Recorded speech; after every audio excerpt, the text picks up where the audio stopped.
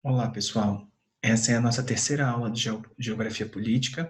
A gente vai falar das teorias geopolíticas clássicas, Mayhem, Mackinder, Haushofer, Spykman, Brzezinski. Essas teorias elas vão estar presentes em boa parte das estratégias militares do século XX, e a gente vai começar falando pelo Mayhem. Em 1890, ele vai escrever um livro chamado A Influência do Poder Marítimo sobre a História. E uma das consequências desse livro é uma mudança geopolítica profunda no comportamento dos Estados Unidos, especialmente em relação às Américas. Ele vai propor a criação de um triângulo estratégico que reúne Alasca, Havaí e Panamá, vai comentar a bioceanidade dos Estados Unidos, o fato de ter costa litoral no Pacífico e no Atlântico, e vai, de certa forma, esse trabalho influenciar na construção do Canal do Panamá, no início do século XX, mas também a Guerra Hispano-Americana no final do século XIX, em 1898. Para a gente poder compreender o processo de escrita desse livro, a gente tem que se lembrar do Destino Manifesto, em que os Estados Unidos eles vão ampliar grandemente o seu território desde o fim da primeira década, se não me engano, que tem a Flórida, que foi comprada da Espanha, até, por exemplo, a compra do Alasca em 1867.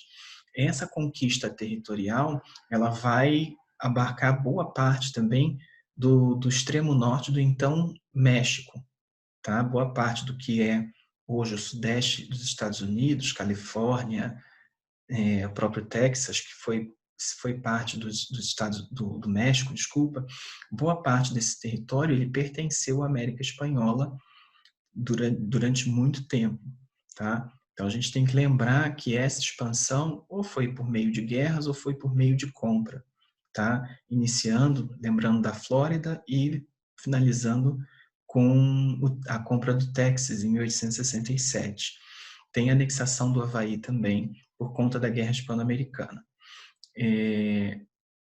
Essa anexação territorial, ela tem como cunho ideológico o destino manifesto. Essa expressão ela foi criada em 1845 e falava justamente essa ideologia de que os norte-americanos eram especiais e tinham de se lançar à conquista do Oeste.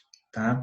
Essas ideologias, como a gente falou na aula anterior de Geografia Política Clássica, elas são muito comuns. Tá? A gente aqui no Brasil mesmo teve a Marcha para o Oeste, que se iniciou no governo Vargas, que também tem esse cunho ideológico de conquista territorial e de missão civilizadora, enfim. E essa expansão territorial, se não me engano, em 1850, que a Califórnia se torna um estado, oficialmente um estado americano, ela vai criar um problema, porque, afinal de contas, como você vai atravessar de costa a costa dos Estados Unidos? Para isso, em 1855, foi criada a Ferrovia do Panamá, ou seja, para você sair da costa leste e chegar à costa oeste, você fazia isso de navio, cruzava o Panamá de ferrovia, e novamente de navio até a costa oeste. Então, em 1855, foi construída a Ferrovia do Panamá para facilitar e acelerar essa ida de uma fronteira a outra do país. E, com a descoberta do ouro, isso vai se tornar uma febre que vai, obviamente, legitimar a construção da ferrovia, mas vai trazer um problema de Estado para os Estados Unidos. Tá?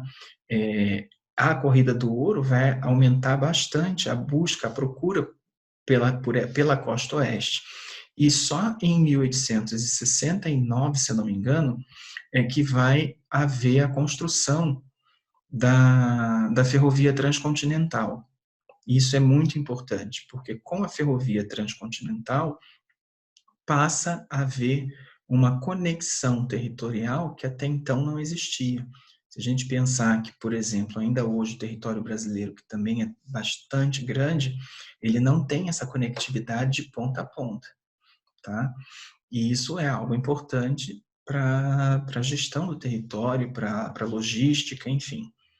Roraima, por exemplo, ainda importa energia da Venezuela e não está conectada ao operador nacional do sistema. Essas infraestruturas para a geopolítica, elas são fundamentais. Tá? E, nesse período, os Estados Unidos, portanto, eles constroem a ferrovia transcontinental como um meio de ligar diretamente costa a costa.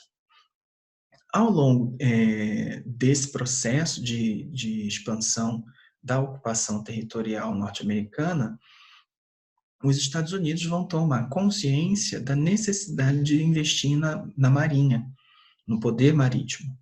Tá? Então, entre 1880 e 1890, há uma mudança considerável que vai fazer com que os Estados Unidos se tornem uma das principais potências navais do mundo.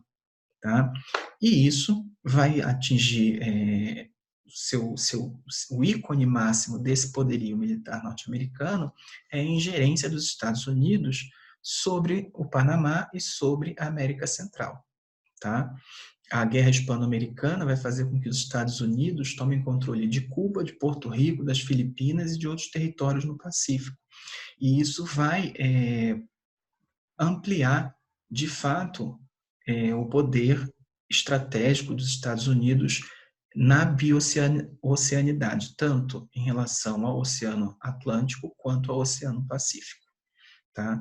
Disso vai decorrer a interferência na independência do Panamá, que até então fazia parte da Colômbia, e logo no ano seguinte à independência do Panamá, os Estados Unidos eles iniciam a construção do Canal do Panamá, que vai durar, se não me engano, 10 anos, e isso fortalece a conexão dos dois corredores oceânicos e fortalece a geopolítica dos Estados Unidos na América Central também.